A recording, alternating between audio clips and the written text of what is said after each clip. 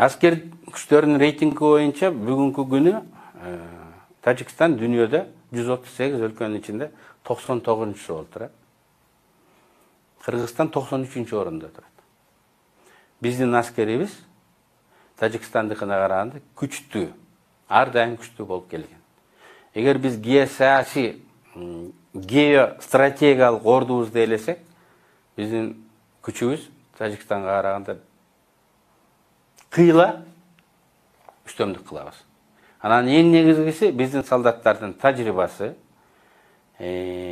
алардын духу биздин армияга чоң эле үстөмдүк берет. Албетте, арифметика менен санаган адамгерчиликке жатпастыр. Бирок аскер кызматкерлерин алганда биз тараптан бул кагылышуда 3 аскер курман болду. Тажик тараптан 9 аскер курман болду. Бизде курман болгондордун көбү бул граждандык адамдар. Ошо головнойдун алдында граждандык адамдарды миномет артиллерия менен атып 15-ке жакынын өлтүрүшкөн.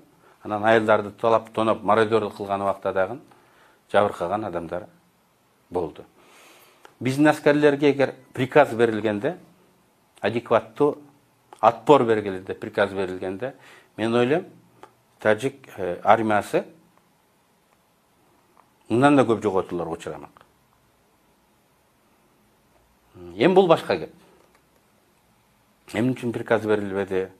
Эмне үчүн ушундай кырдаалда атайын инструкциялар, пландар түзүлүп берилбеди? Бул башка кеп. Анын сырын биз билбесек дагы биздин аскер жетекчилерибиз билиши мүмкүн. Муну бизге келечек көргөзөт.